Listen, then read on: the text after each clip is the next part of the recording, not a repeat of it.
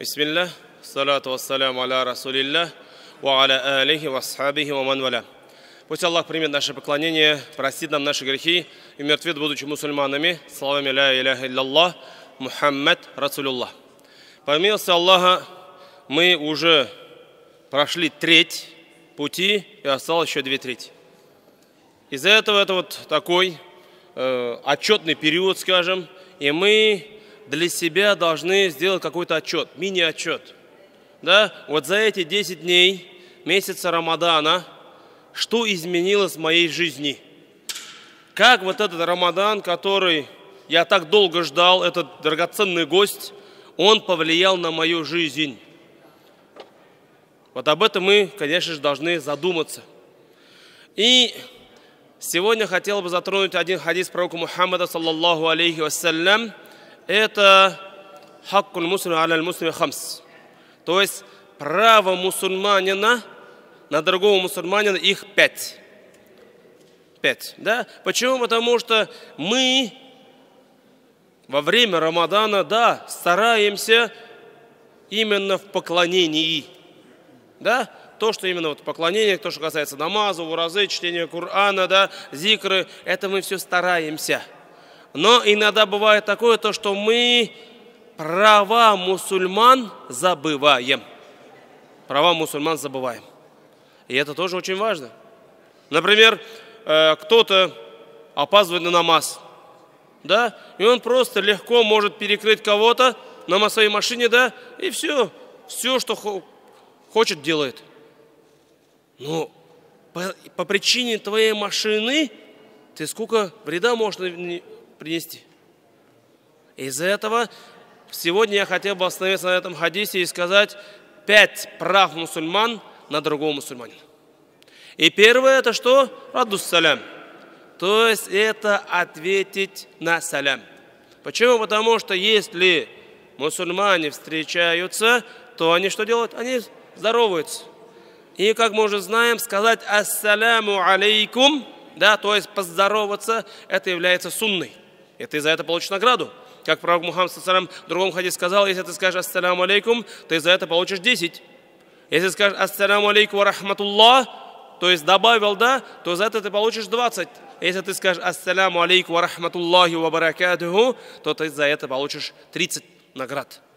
Но мы должны учитывать то, что ответить на этот салям уже является фарзом. То есть, если ты не ответишь, то тогда ты за это получишь грех. Из-за этого мы, когда с нами кто-то поздоровается, мы должны ответить на этот салям. И это является правом мусульманина. Это первое. Второе, если человек, мусульманин, чихнет, да, и восхвалит Аллаха, скажет «Альхамду лилля», то мы должны сказать, что «Ярхамук Аллах».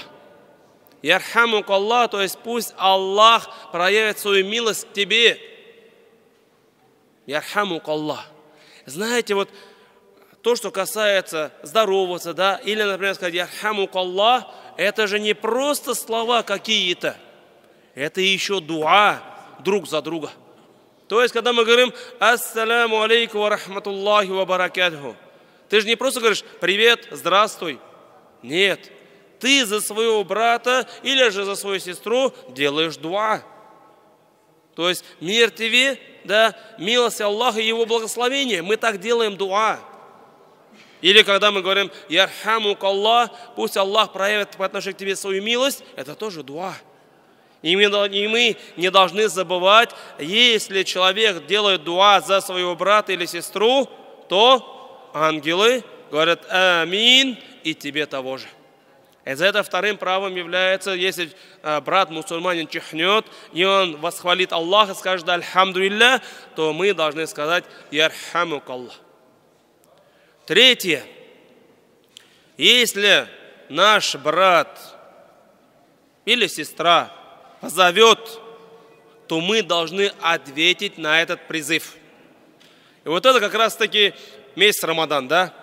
Ифтары. Альхамдулилля. Да, это вообще милость Аллаха, да? И как пророк Мухаммад говорит же, постящийся, он получит 2 счастья. ике шотлык. Да? Первое когда? Во время ифтара, да, когда уже до ифтара все такие грустные, когда же наступит время, каждую минуту считает, да, но когда уже все покушали, первый глоток, первый финик, все, рот до ушей, так ведь? Все, радость. И пусть, альхамдулилля, мы вот уже 10-й день, 10-й ифтар покушали, радуемся, да, пусть Аллах даст нам и вторую радость. Когда? При встрече с Аллахом Субханаху ва Тааля. Когда мы будем лицезреть на Его лик, инша Аллах. Из-за этого, вот месяц Рамадан бывает такое, то, что тебя брат позвал к себе домой, например, да? Может быть, у него там достаток не совсем, да? И потом через какое-то время, может быть, через день, через два, а другой брат тебя зовут, например, там в ресторан, в Адут. Думаешь, о, круто. Но нет. Вот здесь мы должны не смотреть, где круче, где лучше. А мы должны посмотреть, кто меня первее позвал. Почему? Потому что, да, первый брат опередил, но, может быть, там у него там дома не совсем, не ахти, да, а в ресторане там круто. Но извини, ты должен ответить на призыв брата. Если он тебя позвал, и у тебя нет веских причин, да, то тогда ты должен ответить ему. А если ты ему не ответишь без причины, то тогда ты за это получишь грех. Это третье. Четвертым правом является проводить брата в последний путь. Соңғы yolға ұзатырға керек.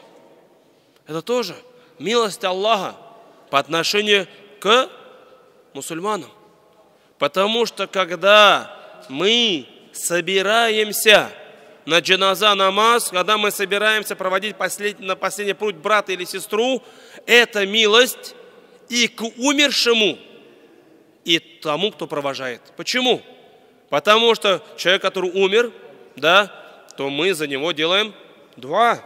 Мы просим у Аллаха, чтобы Аллах простил его грехи, чтобы ввел его в райские сады. А какая же милость по отношению к тому, кто провожает? Какая?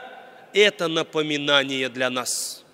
Потому что, как Аллах Субханаху ва Тааля в суре Аль-Имран 185 аяте говорит, «Куллю наси заикаталь маут». Каждая душа познает горечь смерти. Каждая душа. И это для нас является напоминанием, милостью. Иногда бывает, мы вот в этой дунье грязнем, да, и забываемся даже об этом. Но Аллах Субханаху ва Тааля нам не зря, как минимум 17 раз в день напоминает о чем?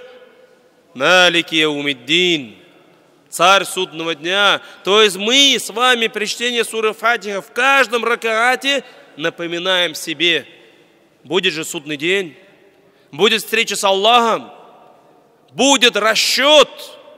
И мы, конечно же, к этому должны готовиться. Это не как во время экзамена, да?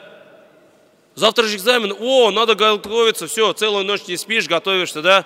И потом сидишь, хотя вот этот билет попался бы. Нет, так уже там не получится. Мы сейчас должны готовиться.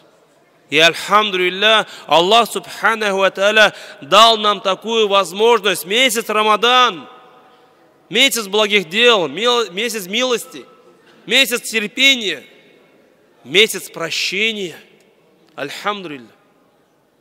И пятое право, какое?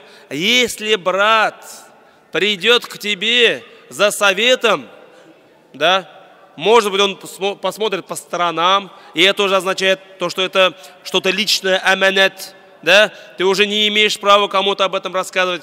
Если он тебе попросит какой-то совет, ты ему должен это дать. Если, конечно, у тебя есть знания какие-то. Не просто для отмазки, ладно, иди. Нет.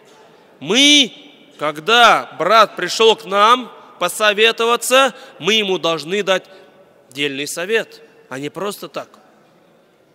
Потому что это жизнь. Это жизнь. И мы, когда отвечаем, говорим, советуем, то мы должны именно на основе нашего опыта, на основе наших знаний дать это. Если ты не знаешь, так и скажи. Скажи, я не знаю. Лучше обратись к этому брату. Или к нему, у него больше опыта, у него больше знаний. Вот и все. Но если брат к нам придет, мы должны ему дать дельный совет. И вот это 5 прав мусульман. И вот это тоже является поклонением. Знаем, да, то, что во время пророка Мухаммада, саллаллаху алейхи вассалям, к одной женщине пришли, к пророку Мухаммаду саллаллаху алейхи пришли и сказали, вот есть одна женщина, которая много постится. Не просто 5 намазов, да, но она и все нафили, и тахаджуд читает. И она очень много постится. Не просто месяц Рамадан, но и понедельник, четверг, и посередине 3 дня. Но она всего лишь, она что делает? Нарушает право своего соседа. Про них плохо говорит.